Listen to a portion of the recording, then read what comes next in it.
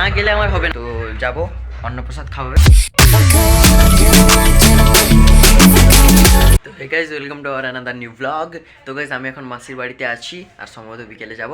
তো তোমাদের সঙ্গে কন্টিনিউ করছি। আমি তো অলরেডি জানো ভিডিও আপলোড করতে সকালে উঠে পড়ি, তো 5:30টায় উঠে পড়েছিলাম। তো গাইজ, আমি অলরেডি একটুক্ষণ ঘুমিয়েছিলাম আর এখন 12টা বেজে গেছে।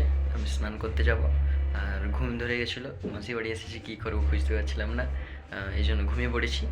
তো এখন স্নান করতে যাব, এসে তোমাদের সঙ্গে কন্টিনিউ করছি। তো গাইজ, আমি স্নান করে চলে এসেছি আর এবার হচ্ছে যে এখানে ঠাকুর প্রসাদ খাওয়াবে, ভাত। তো যাব অন্নপ্রসাদ খাওয়াবে, তো যাবো এক্ষুনি খেতে আমি আর দাদা। তো দেখাচ্ছি তোমাদের।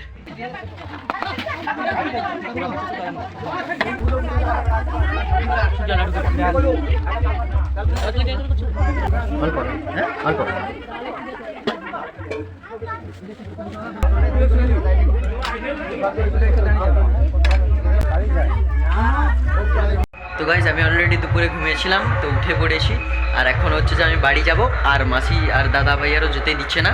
তো মাকে বলে দিয়েছি যে হচ্ছে যে কিন্তু না গেলে আমার হবে না, কারণ একটা চ্যানেল আছে আমার ক্রিকেটের, তোমাদের বলেছিলাম চ্যানেলে লিঙ্ক দিয়ে দেবো।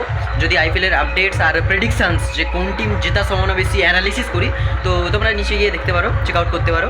তো ওই চ্যানেলটার ভিডিওটা আমাকে পার ডে দিতেই হবে, মানে একদম বাধ্যতামূলক।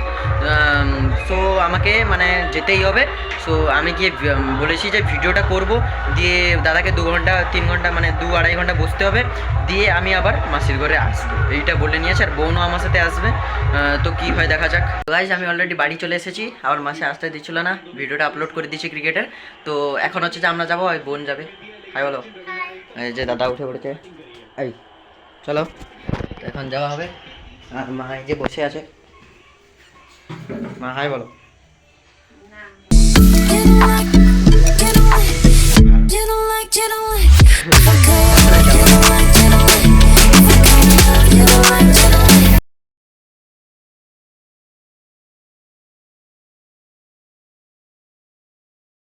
গাইস, আমি অলরেডি মাসির বাড়িতে চলে এসেছিলাম আর হচ্ছে যা অনুষ্ঠান দেখতে গেছিলাম এখানে। আর এই যে বোন শুয়ে পড়েছে, পুরো রাত্রি হয়ে গেছে, কি বল, ভোর হয়ে গেছে। মানে কটা বাজে, 12টা 45 হয়ে গেছে। মানে 12টা 45 মানে মানে অলরেডি যেদিন ছাড়ছি সেই দিনই চলে এসছে। এ দেখো, বলে দে গুড নাইট। Good night. তো গাইস, আজকের জন্য এতটাই ছিল। তোমাদের কেমন লাগছে কমেন্ট করে অবশ্যই জানাও আর লাইক করে দিও। তো দেখা হচ্ছে তোমাদের সঙ্গে আরেকটা ব্লগে। তো ততক্ষণের জন্য ভালো থেকো, গুড নাইট, বাই।